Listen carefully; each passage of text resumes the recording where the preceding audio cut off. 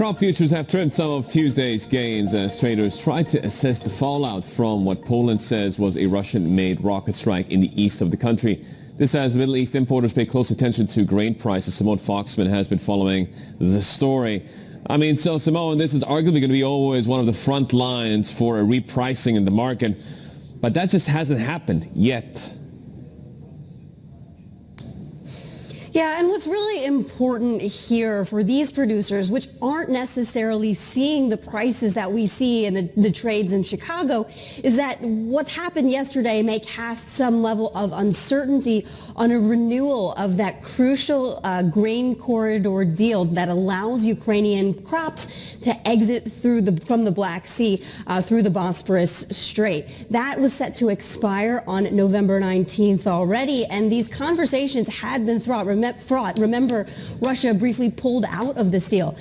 Before we saw this purported rocket attack yesterday, though, Bloomberg News had broken the story that Russia was very close to actually renewing its participation in this export deal and expected to extend this UN brokered deal after November 19th. So on one hand, we seem to have this certainty, and then all of a sudden, these hopes were dashed.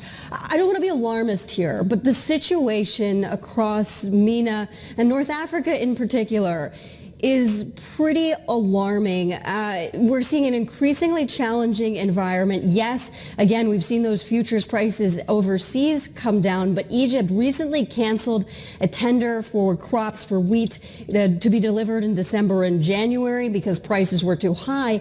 We're also watching a pretty terrible drought in Northwest Africa. Morocco is seeing its second driest start to the planting season in the past 3 decades, Yusuf.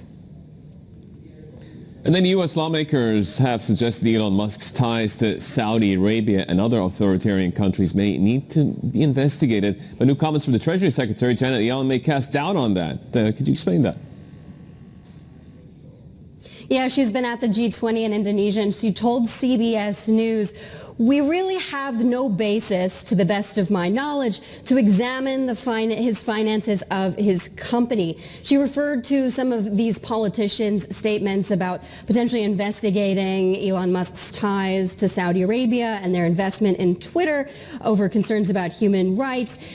Even Biden had brought up that this may be worth looking into, but she said yesterday she was not sure precisely what Biden was referring to. Now, her comments are very important because the Treasury Secretary is the chairperson of CFIUS, the Committee on Foreign Investments in the United States. That is the organization that would look into those cross-border ties for issues of national security. While this still could be brought to CFIUS, and we may see some kind of process here, this at least signals that the head of that process, the person it at least got to go to, isn't necessarily so hot on doing this investigation. And then we've got some notable economic data coming out of Israel. Cost pressures that continue to build, and a central bank caught in the front lines of the fight against that. Yeah, absolutely. We had seen inflation kind of come down a little bit in the past couple of months since the summer, but we got a much higher than expected readout for last month, 5.1% year-on-year basis. That's up by July levels, and it's well over, maybe we have a GTV go to show you, with well over the 1 to 3% target that the central bank has for these inflation numbers.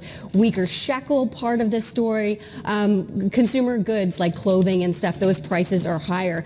What this suggests is we're going to see an aggressive Bank of Israel at next week's interest rate decision meeting. We haven't got a bunch of forecasts from analysts, but they do see something. The ones we do have suggest 50 to 75 basis point hike. Also looking out today, first read on GDP for the third quarter in Israel, expected to come down to 1.6% from 6.9% on an annualized basis in the second quarter. That's still a pretty strong number through the year, and that could give more fodder, perhaps, to the central bank as it looks to hike rates.